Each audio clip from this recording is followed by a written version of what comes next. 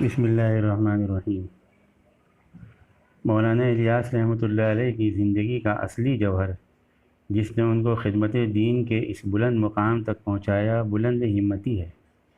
خدمت دین اور اصلاح کی کسی ابتدائی منزل پر مولانا کی بے قرار طبیعت نے قرار نہ پایا جب تک اس کو اپنی اصلی منزل نہ مل گئی۔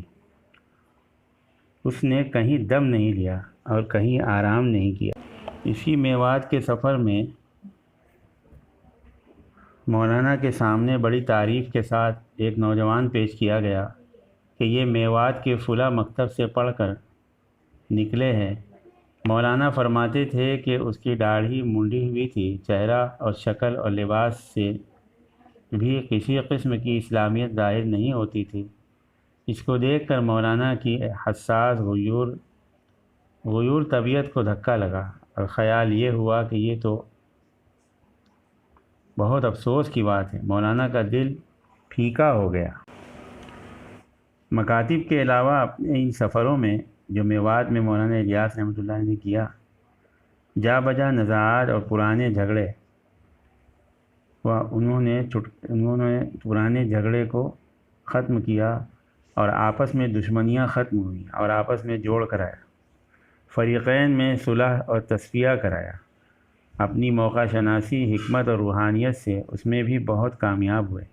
میوات کے لوگ کہتے تھے کہ یہ شخص دیکھنے میں تو بہت دبلے پتلے اور کمزور ہیں، مگر چٹکیوں میں لوگوں میں آپس میں اصلاح کرا دیتے ہیں، اور بڑے بڑے ضدی لوگ بھی اپنی بات پر اڑنے والے بھی ان کی بات مان جاتے ہیں اور آپس میں مل جاتے ہیں۔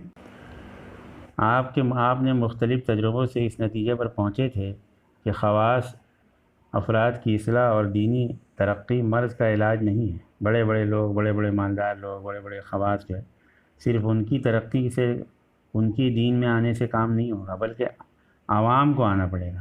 اس تاثر کو ایک میواتی نے اپنے سیدھے سادھے الفاظ میں یوں بیان کیا کہ جب تک عام آدمیوں میں دین نہ آئے گا کچھ نہیں ہو سکتا۔ اس کے بعد عرصے تک آپ کی میوات میں آمد و رفت رہی۔ اہل میوات کو آپ سے دینی روحانی فیض پہنچتا رہا۔ لوگ بکثرت آپ کے سلسلے سے منسلک ہوتے رہے، یہاں تک کہ ربیع الاول 44 ہجری میں آپ کی اور معتقدین کی درخواست اور خواہش علماء کی خواہش پر صلح کی ایک جماعت کے ساتھ حضرت مولانا خلیل احمد رحمۃ اللہ علیہ بھی میوات تشریف لائے اور فیروز پور نمک میں، جو علاقے کا نام ہے، تشریف آوری رہی۔ بیان کیا جاتا ہے کہ انسانوں کا ایک جنگل تھا جو ان بزرگوں کی زیارت اور شوق ملاقات میں مجتمع تھا۔ بکثرت لوگ بیعت کے لیے حاضر ہو رہے تھے۔ مولانا الیاس رحمۃ اللہ علیہ کا دوسرا حج۔ شوال 44 ہجری میں آپ دوسرے حج کے لیے روانہ ہوئے۔ مولانا خلیل احمد صاحب کی ہم رکابی حاصل تھی۔ ایک ہفتہ مولانا کی معیت میں حیدرآباد دکن میں قیام رہا۔ ہندوستان کا جو حیدرآباد ہے وہاں قیام رہا ایک ہفتہ، کیونکہ حیدرآباد کے احباب کا مولانا سہارنپوری سے اصرار تھا۔ مدینہ منورہ کے قیام کا زمانہ جب ختم ہوا اور رفقا چلے، مدینہ منورہ گئے، اپنا حج کیا، لیکن جب رفقا چلے گئے، چلنے کے لیے تیار ہوئے کہ اب واپس ہندوستان جانا ہے، تو انہوں نے مولانا کو عجیب بے چینی اور اضطراب میں پایا۔ آپ کسی طرح مدینہ منورہ سے جدا ہونے پر راضی نہ تھے۔ کچھ دن توقف کے بعد رفقا نے مولانا خلیل احمد صاحب سے ذکر کیا تو آپ نے مولانا کی حالت دیکھ کر فرمایا کہ تم ان سے، یعنی مولانا الیاس رحمۃ اللہ علیہ سے، چلنے کے لیے اصرار نہ کرو۔ ان پر ایک حالت طاری ہے، یا تو تم اتنا انتظار کرو کہ یہ خود تمہارے ساتھ واپس جانے کے لیے آمادہ ہو جائیں یا خود چلے جائیں۔ چنانچہ رفقا وہاں ٹھہر گئے۔ مولانا الیاس رحمۃ اللہ علیہ فرماتے تھے کہ مدینہ طیبہ کے اس قیام کے دوران مجھے اس کام کے لیے امر ہوا اور ارشاد ہوا کہ ہم تم سے کام لیں گے۔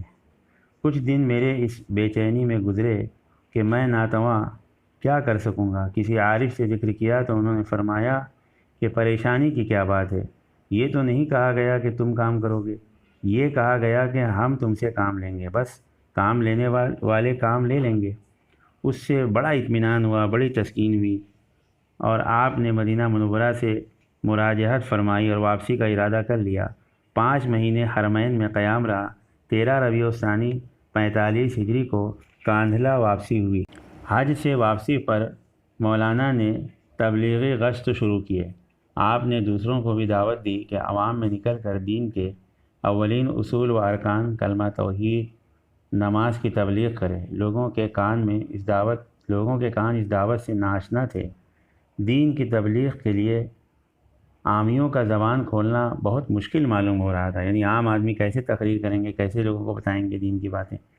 چند آدمیوں نے بڑی ہمت سے اس کا ارادہ کیا اور یہ کام انجام دیا۔ ایک بار نوح میں اجتماع ہوا۔ آپ نے مجمع میں اپنی یہ دعوت اور مطالبات پیش کیے کہ جماعتیں بنا کر علاقے میں نکالا جائے اور تبلیغ کی جائے۔ حاضرین نے 1 مہینے کی مہلت طلب کی اور 1 مہینے کے بعد جماعت بن گئی۔ 8 دن کے لیے 2 گاؤں طے ہو گئے جن کا اس جماعت کو دورہ کرنا تھا، اور یہ طے ہوا کہ یہ دورہ کرتی ہوئی آئندہ جمعہ سوہنے ضلع گڑگاؤں میں پڑھے گی، وہیں آئندہ ہفتہ کا پروگرام طے ہوگا۔ چنانچہ پہلا جمعہ جماعت نے سوہنے میں پڑھا۔ مولانا بھی تشریف لائے۔ آئندہ ہفتہ کا نظام طے ہوا۔ جماعت پھر دورے پر روانہ رہی اور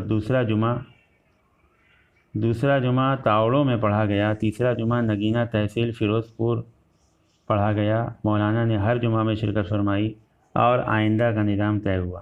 عرصے تک میوات میں اسی طرز پر کام ہوتا رہا اور دینی علمی مرکزوں کے لوگوں کو میوات کے جلسوں میں ان جماعتوں کے اجتماع کے موقع پر دعوت دی جاتی رہی اور کئی سال تک یہ سلسلہ چلتا رہا۔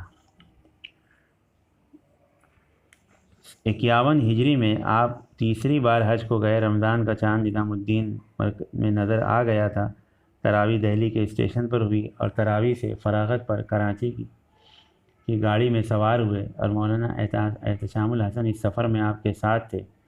وہ شیخ الحدیث مولانا محمد زکریا کے نام ایک خط میں مولانا کے مشاغل اور اوقات کے متعلق لکھتے ہیں کہ حضرت مولانا الیاس رحمۃ اللہ علیہ کا اکثر وقت حرم میں گزرتا ہے۔ تبلیغی جلسے اور چرچے بھی رہتے ہیں۔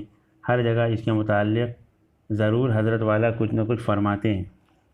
مکہ معظمہ سے روانہ ہو کر 2 محرم 52 ہجری مطابق 27 اپریل 1933 میں مدینہ طیبہ پہنچے اور زیارت سے مشرف ہوئے۔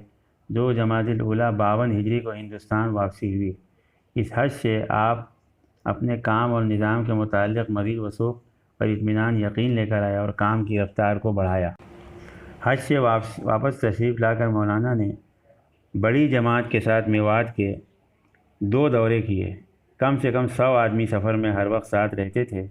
باقی جا بجا مجمع بہت ہو جایا کرتا تھا۔ ایک دورہ 1 مہینے کا تھا، دوسرا دورہ کچھ کم 1 مہینے کا۔ سفر کے وقت جماعتوں کو گاؤں میں تقسیم کر دیا کرتے تھے اور فرماتے تھے کہ گشت لگاؤ۔ مولانا نے اپنے طویل تجربہ اور بازی نظر سے سمجھ لیا تھا کہ اپنے ماحول اور مشاغل میں گھرے رہ کر غریب میواتیوں کاشتکاروں کا دین سیکھنے کے لیے وقت نکالنا اس تھوڑے سے وقت میں جس میں ان کو کامل یکسوئی حاصل نہیں ہو سکتی، دین کے ایسے اثر کو قبول کر لینا جن سے ان کی زندگی میں انقلابی اصلاح اور تغیر پیدا ہو جائے، ممکن نہیں ہے۔ ان سے یہ مطالبہ کرنا بھی صحیح نہیں کہ سب کے سب اس عمر میں مکاتب مدرسے کے طالب علم بن جائیں، اور یہ توقع بھی غلط ہے کہ وعظ پند ہی سے ان کی زندگی میں انقلاب ہو جائے اور وہ اس جاہلی زندگی سے نکل کر اسلامی زندگی میں قدم رکھیں گے۔ ان کے عادات اور اخلاق، مزاج، طبع اور شوق رغبت اور جذبات بدل جائیں گے۔ لیکن مولانا کے نزدیک ایسا ہونا ضروری تھا، مگر اس کی کیا تدبیر ہو سکتی تھی؟ مولانا کے نزدیک اس کی تدبیر صرف یہ تھی کہ ان کو کچھ مدت کے لیے جماعتوں کی شکل میں دین اور علم کے مرکزوں کی طرف نکلنے پر تیار کیا جائے، وہاں کے عوام جوہلا میں کلمہ نماز کی تبلیغ کریں، اس طرح اپنا پڑھا ہوا سبق پکا کریں، اور وہاں کے اہل علم اور دین کے مجلسوں میں بیٹھ کر ان کی باتوں کو بغور سنیں، ان کی زندگی کی نشست و برخاست عمل کو بغور سے دیکھیں۔ اس طرح بالکل فطری طریقے پر جس طرح بچہ زبان سیکھتا ہے، آدمی تہذیب شائستگی حاصل کر لیتا ہے، وہ دین حاصل کر لیں گے، یعنی اللہ والوں کے پاس جائیں گے، وہاں بیٹھیں گے تو سیکھیں گے۔ مطلب یہ تھا کہ سکھانے کے لیے، یہ ہم نہ سمجھے کہ یہ سکھانے کے لیے، بلکہ عوام کو تیار کر کے سیکھنے کے لیے مطلب مولانا نے جماعت کو تیار کیا تھا۔ اس لیے کلمہ جماعت گج بھی کرتی تو کہتی تھی کہ ہمارا کلمہ سنیں۔ ایک رمضان میں مولانا نے فرمایا کاندھلا کے لیے آدمی تیار کرو اور جماعت تیار کرو۔ چنانچہ 10 آدمیوں کی ایک جماعت کاندھلا کے سفر کے لیے تیار ہو گئی اور عید کی نماز پڑھ کر ہی حافظ مقبول حسن صاحب کی عمارت میں، جو مولانا الیاس رحمۃ اللہ علیہ کے بہت ہی خاص آدمی تھے، بہت زبردست بزرگ تھے، حافظ مقبول حسین،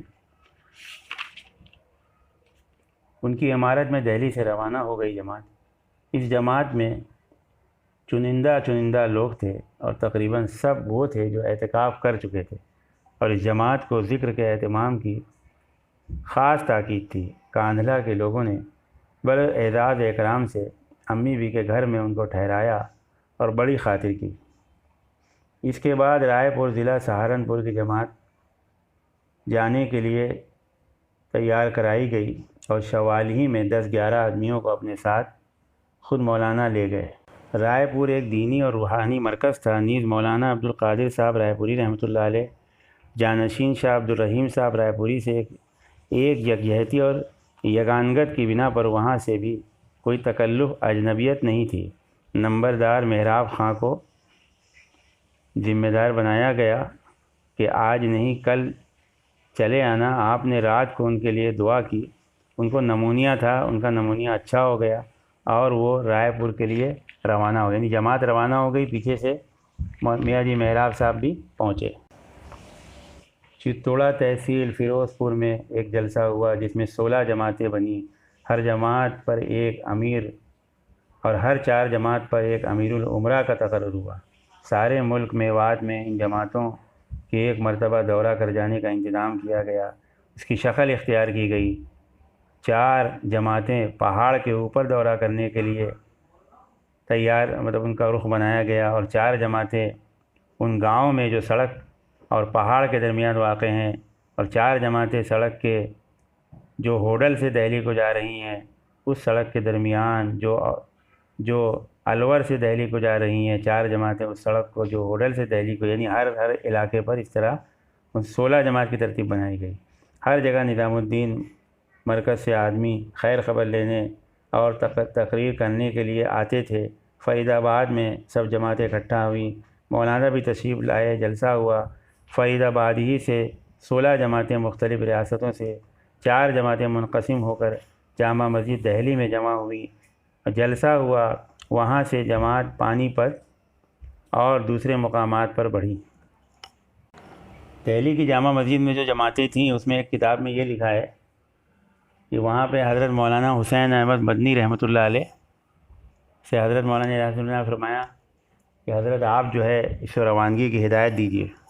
تو مولانا حسین احمد مدنی رحمۃ اللہ علیہ نے اس کو روانگی کی ہدایت دی، اور بیان کرتے کرتے مولانا مدنی رحمۃ اللہ علیہ سامنے کیا ہے، دہلی کی جامع مسجد کے سامنے لال قلعہ ہے، اور لال قلعے پر اس وقت میں انگریز کا جیک یونین کا جو جھنڈا ہے برٹش حکومت کا وہ لہرا رہا ہے۔ تو مولانا حسین احمد مدنی رحمۃ اللہ علیہ جو انگریز سے بہت خلاف تھے اور بہت زبردست انگریز کے خلاف رہتے تھے، اور زبردست تحریک انہوں نے، اللہ نے ان سے کام لیا، تو بیان کرتے کرتے جوش میں جو ہے اس جھنڈے کی طرف انگلی سے اشارہ کیا، فرمایا یہ ایسا کام ہے، اگر اس کام کو صحیح طریقے سے کرو گے تو اللہ، ان کی بات کا مفہوم ہے، اگر اس کام کو تم صحیح فکروں کے ساتھ کرو گے اور قربانی دو گے تو اللہ اس جھنڈے کو نکال دے گا اور اس حکومت کو بدل دے گا۔ اور مولانا کا انگلی سے اشارہ کرنا تھا کہ وہ جھنڈا ٹوٹ کر، اس کا جھنڈے کا جو کپڑا ہے وہ ٹوٹ کر جو ہے وہ ٹکڑا ہو کر جو ہے وہ ہوا میں لہرا کر گر گیا۔ یہ دیکھ کر سارے لوگوں نے نعرے تکبیر اللہ اکبر کہا۔ مولانا نے کہا دیکھو نعرے سے کام نہیں ہوگا، کام تو قربانی سے ہوگا۔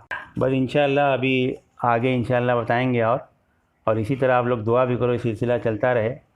یہ پورا جو دعوت تبلیغ کے اوپر جو ہے لوگ سمجھ نہیں پا رہے کہ یہ کام کیسے شروع ہوا۔ اگر لوگ اس کو پہنچاؤ بھی آگے آپ لوگ، کیونکہ یہ معلوم ہونا چاہیے کہ یہ کیسے، کتنے اخلاص والے لوگوں نے کیسی، صرف اس لیے کہ اللہ راضی ہو جائے، لوگ جنت میں جانے والے بنیں اور جہنم میں جانے سے بچ جائیں۔ بس سیدھا کلمہ نماز کی ایک تحریک ہے، اور کس طرح دین زندگی میں آ جائے۔ السلام علیکم ورحمۃ اللہ۔